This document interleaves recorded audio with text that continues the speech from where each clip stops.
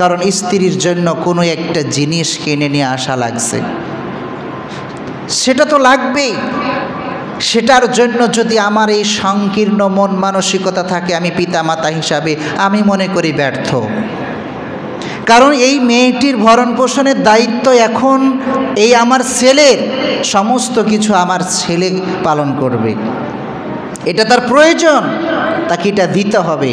সে একটা নতুন পরিবেশ থেকে তার বাবা মাকে ছেড়ে, ভাই বোনকে ছেড়ে, পরিবার পরিজন ছেড়ে, জন্মস্থান ছেড়ে, সব ছেড়ে চলে এসেছে। তাকে এক সার্বিক দিক থেকে সহযোগিতা করে এই জায়গায় তার ভালোবাসাটা তৈরি করতে হবে, কিন্তু সেটুকু তৈরি করা থেকে আমরা ততটুকু সহযোগিতা করি না। দেখা যায় যে সেটা নিয়ে আমরা বিভিন্ন বিশৃঙ্খলা তৈরি করে দেই। এমনকি দেখা যায় যে একদিন দুই দিন পর থেকে একটু কোনো ছাড় দেওয়া হয় না সংসারের কাজকর্মের জন্য। সংসারে যেহেতু এসেছে সে তো করবেই দুদিন আগে আর পরে, কিন্তু আমরা কড়াই গন্ডাই বুঝে নেই। আমার মেয়েটাও মেয়ে, অন্যের বাড়ি থেকে যেটা বিবাহ হয়ে এসেছে সেটাও মেয়ে। মানুষের শারীরিক সুস্থতা অসুস্থতা থাকতে পারে, সুবিধা অসুবিধা থাকতে পারে।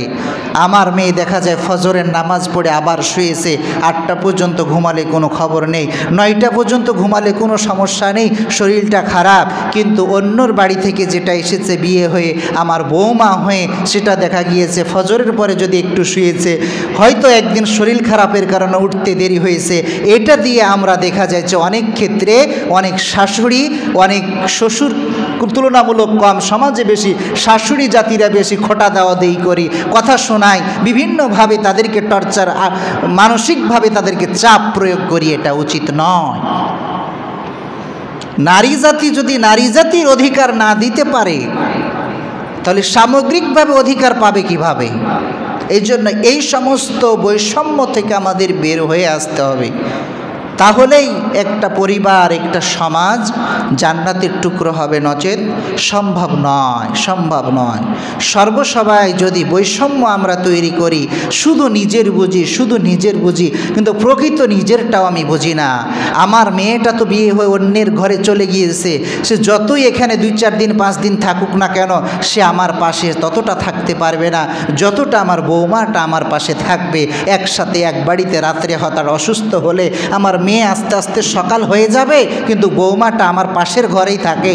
কিন্তু আমি যদি সে ভালোবাসা দিয়ে তাকে কাছের করে নিতে পারি, তাহলে তো আমার বিপদের সময় তারও ভালোবাসা আমার উপর বর্তাবে। কিন্তু আমি যদি তাকে আঘাত করে রাখি, সে তো সে সময় আমাকে আঘাত করবে, এটাই স্বাভাবিক। কারণ তার মনটাও মানুষের রক্ত মাংসে গড়া একজন মানুষ। এই জন্য আমাদের এই সমস্ত সমাজের যে সমস্ত বৈষম্য রয়েছে, পারিবারিক যে সমস্ত বৈষম্য রয়েছে, এগুলো হয়ে থাকে, অহরহ হয়ে থাকে, এই বিষয়গুলো থেকে আমাদের বের হয়ে আসতে হবে।